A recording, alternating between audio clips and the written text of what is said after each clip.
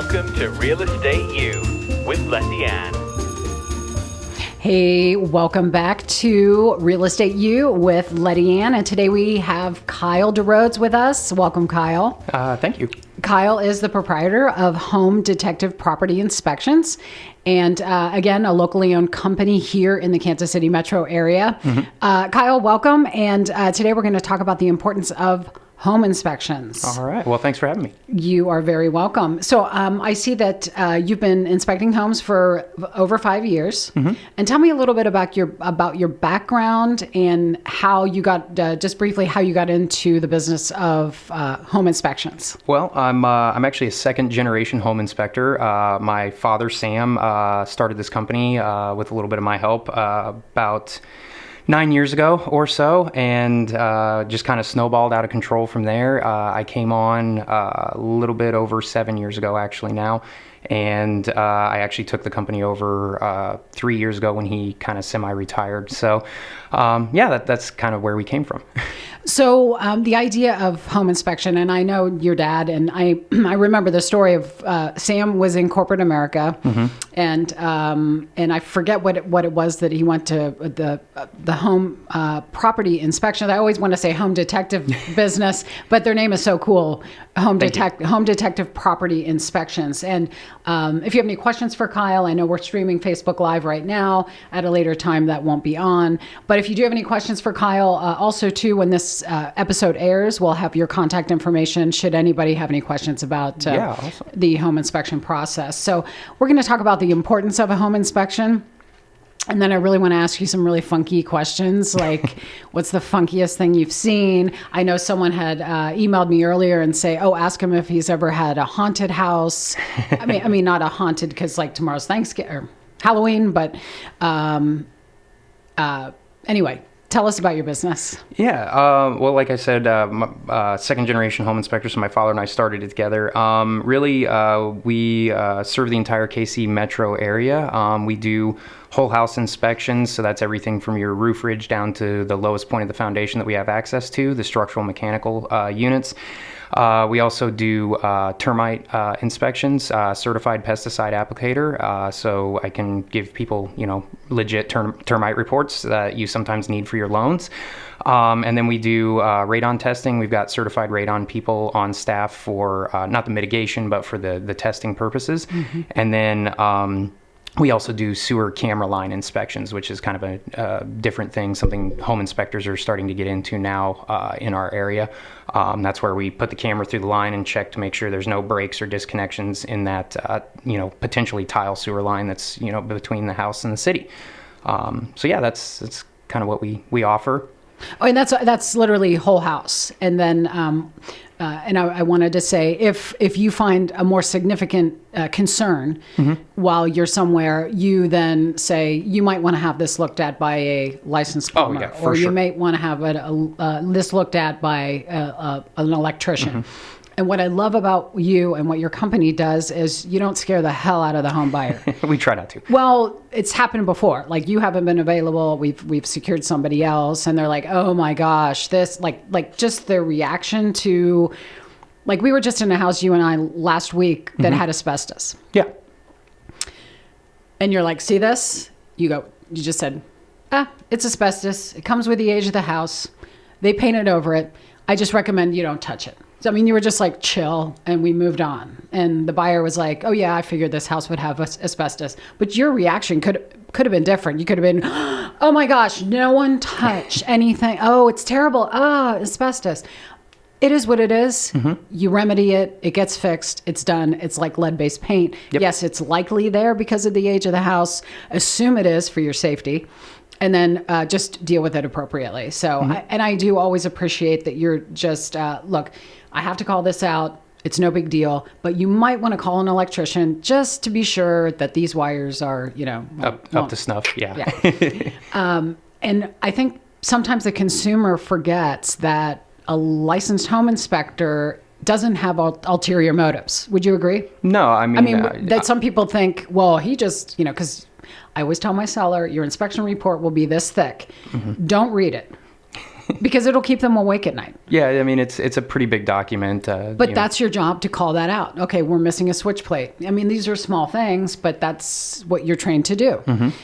But you don't have ulterior motives in saying, oh, well, this, I could repair this for, because you're not the repairman. No. You're not the licensed contractor. You're not the licensed electrician or roofer or plumber. All you can simply say is, actually, there are 2 layers of roof on here. You've got composition roof over shake shingle. Mm-hmm. That's probably going to be frowned upon. I mean, insurance doesn't like that one. yeah, but your delivery is really great.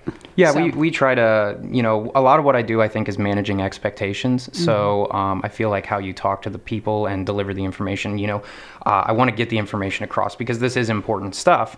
But you don't have to frighten people, when you do that. I think in this industry, some people think that's a good idea, to scare the client necessarily. I don't really agree with that sentiment. What I try to do is deliver to the client a complete picture, the good, the bad, and the ugly, if it were, of what they're buying, and that way they can make their own decisions, because I can't make those decisions for them. Their finances, their risk tolerance, all that has to be a personal decision. I'm just trying to, paint a picture for them so they can make a good, educated decision, really. And every client or every buyer is different in the sense that someone might be really savvy on one thing, and meaning, let's say the asbestos, for example. It was, when you and I were together last week, the home buyer who was interested in this house was like, oh yeah, he's an engineer, so I can deal with that. But let's say it was a different set of buyers, and they're like, oh my gosh, well, my grandkids visit all the time, and oh dear, and they might take that a little bit differently. Mm-hmm. So it's what's important to that person. Exactly. But like you said, you just simply, call out, bring it to their attention. You're presenting the awareness, mm-hmm. and you go from there. Yeah, I'm just there to deliver the information. I'm kind of just the messenger. Right, without any ulterior motives. Oh yeah. And yeah. I'll tell people, whether it's a first-time home buyer or someone who hasn't purchased a home in a while, just because the report is this thick, he's not going to say, okay, I'll replace your roof for $25,000. He doesn't do that. No. He's got no ulterior motives except to simply say, this is a safety issue. Yeah, exactly. Might want to have it looked at. Mm-hmm. Yeah, so thank you for that.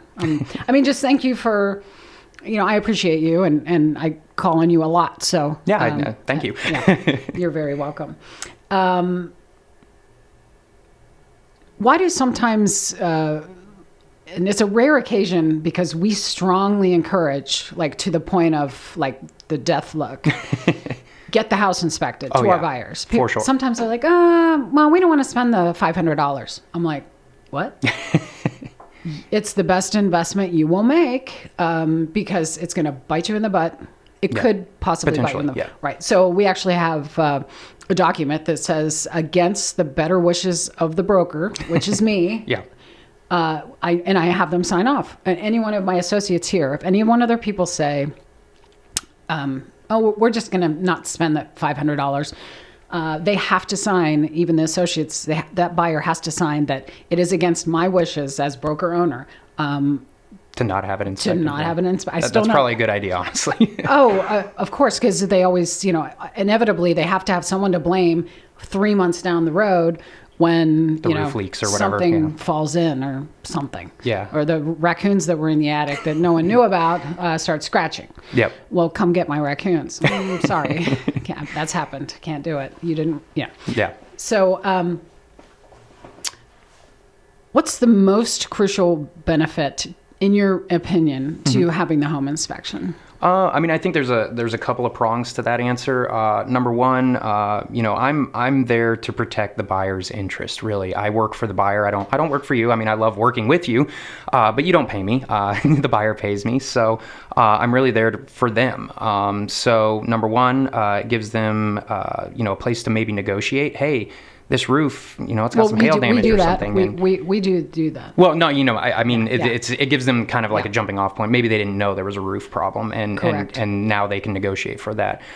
The other option is it gives them the opportunity to, if they need to find a different house, maybe this one isn't a good fit for them financially because of XYZ thing. Foundation. I mean, it's easy to put $40,000 into a foundation. So, maybe it doesn't fit for them, so it's a better option and gives them, the ability to pull out of that contract, hopefully get their earnest money back, and then move on to maybe a little better fit for them. Mm-hmm. What's the craziest thing you've seen? I mean, well, there's some stuff that I probably shouldn't mention on camera that I've seen. What's the stories you tell at dinner hour when you're out with you and your wife and your buds and having a beer and you're like, you wouldn't believe what I saw today. Tell. We found an attic full of firearms one time in an empty house in a kind of sketchy neighborhood, not really one of the better areas of Kansas City. What'd you do? Do you call someone? Yeah, we called the listing agent and informed them what was going on, and we were kind of at that point we were like, we don't really feel comfortable getting in there and doing that, so we just sealed the attic back up and told the listing agent, and hopefully they called the cops or something to, some of those serial numbers might be traced to something. Didn't want your fingerprints. I don't want to touch any of that. So, I found that before. I find a lot of drugs, honestly. Vacant or depending on the houses. Sometimes we find, people know that we're coming to the house sometimes, and they'll just leave like a bong on the table in the basement, like the kids or something. Are they trying to sway you, do you think? Maybe. Subliminally sway the inspector. They put the lighter right next to it. I just thought it was funny. It's like, I'm coming, right? They told you in advance. Like, I mean, I don't care. It doesn't bother me personally one way or another. They could have a medical card. Yeah, I mean, we're close enough to Missouri now, so right. We find that quite a bit. I found a roof one time. We went into an attic and partially collapsed a roof. That was kind of frightening. From the outside, actually didn't really look all that bad. It was a 3-story house, so it was kind of hard to observe from the ground level and from the ladders. And we get up in the attic, and all the roof rafters have basically split in the center because of the weight of the roof. This is, again, an older home. Okay. Could that have been from snow or well, ice? It was what it was a multi-layer roof situation. They had I think it was somewhere around 5 or 6 layers of shingles on top of this house. I've never seen that. Yeah, it was crazy. How could the last roofer, and I keep interrupting you, but the fun is going to begin now, so we might have a bonus round here because I want to know all the crazy stuff. But a roofer coming in, if someone says, I mean, who does that? Like Billy Bob's brother's sister's cousin comes up there and just puts some shingles up? Or I mean, sometimes there's some of that going around. That's why we always recommend in our reports, usually when we tell somebody, hey, you need to have somebody look at this, we always say, hey, licensed professional roofer, licensed contractor, licensed electrician, licensed plumber, because there are some people out there that will gladly go up there, day laborers or whatever, and throw you another layer of roof on there and not question it. And they might not know they may not know better. If someone says, "Oh, I'll help you with your roof," they might not know that more than one layer is a no-no. I mean, asphalt over asphalt shingles, insurance companies are a little iffy on some of those. Some will cover it, some won't. Asphalt over wood shake, that's usually going to be kind of causing a problem. Usually if it's like 3, 4, 5, 6 layers, then we've got an issue. So yeah, I mean, it's one of those things, it's on a case-by-case basis, but it's there are people out there that will, hey, you got the money, I'll go throw it on there for you. Why not? It's so good that you didn't. I'm glad it was 3 stories, because if you walked that roof and you didn't know that the rafters, more than one rafter was collapsed, or that'd be really I mean, bad. they were split in the center. It was pretty crazy. So what's crazier than that, though? Really dig deep here. Let's see here. We have not found any corpses yet. That's something that some inspectors have found.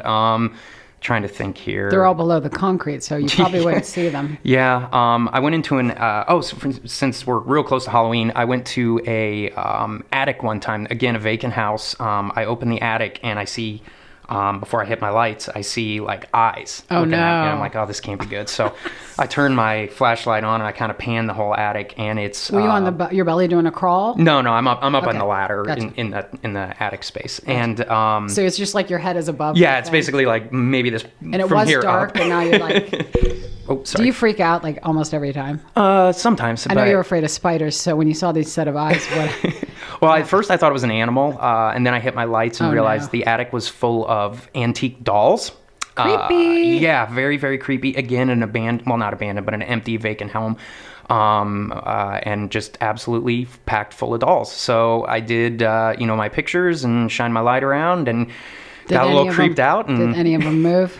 No, but it was an uncomfortable situation in a vacant house. I was all by myself. It was kind of getting later in the day, so it was around this time of year, so it was starting to get dark out, and I'm like, I kind of don't want to be in here anymore. So I'm out of here. Another cool thing, actually, this reminds me, we went to a house in Leavenworth. What was this, last year? So this is almost like a 200-year-old home. And down into the basement, and we find what we believe is the remnants of a tunnel, actually, system. And I later on went ahead and looked up some research on Google and found that there is some history of like tunnels in downtown Leavenworth from, the prison? No, it would have been from like Underground Railroad kind of stuff, I think, or maybe Prohibition even. But this house, again, it was, I think it was like an 1870s era house.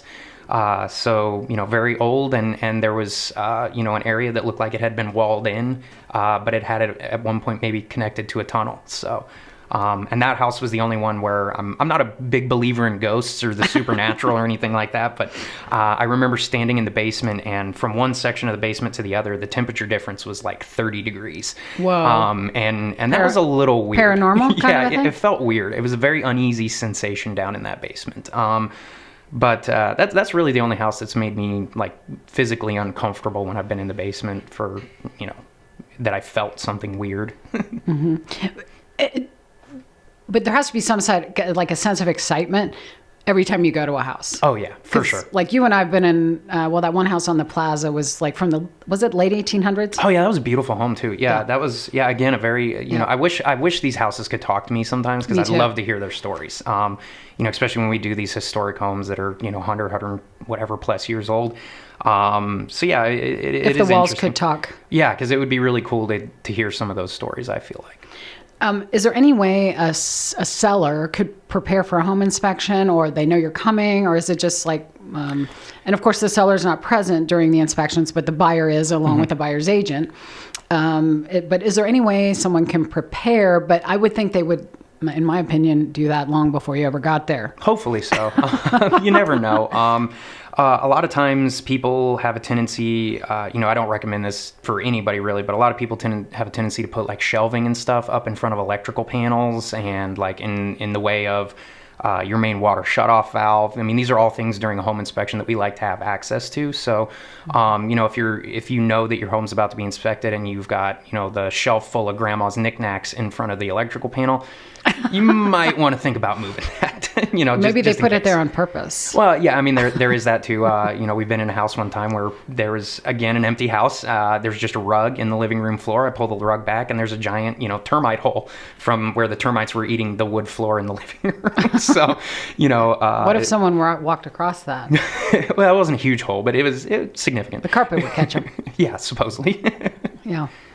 So, just be mindful of the things that the inspector might be looking at. Yeah, because a lot of people, they don't think about it because, you live in a house for 10, 15, 20 years and, you just put shelves up wherever and I don't encourage that, because if you ever have, an emergency situation, even as a homeowner, and you can't get to that electrical panel and you need to shut something off or turn something back on, you don't want to have to dig through, 40 shelves full of junk to turn your lights back on in the middle of a power outage or something. Or if there's, God forbid, a sewer backup or something in your house and you've got all your stuff piled up in front of the clean out and now your plumber can't get in there and snake the line or whatever. So, in our reports, a lot of times we do tell you, hey, you need to have, 3 foot of access to this or 6 foot of access to that. So we do mention that, but whether people pay attention to it or not is kind of up to them. And I think sometimes they don't even think about that. So it was an accident. And I'm guilty of it too. I've done it in my own personal house where I put a shelf up. This was before I was a home inspector, but I put a shelf up in front of an electrical panel and then had to take everything apart one time just to get and change a breaker for a hot tub or something. So we're only human. Yeah, well, So we have less than a minute left, Andy's telling me, and I see how it went by so Super quickly. fast. Will you come back sometime? Oh, yeah, for sure. Wonderful. So Love it. Kyle Derodes on our podcast today, Real Estate You with Lettiann. Please remember Kyle and his company, Home Detective Property Inspections here in the Kansas City Metro. Again, a locally owned business that we love to support. Licensed professional realtors, if you're in need out there of a great home inspector, Kyle's information is going to be posted during the episode that will air later, and you can contact him.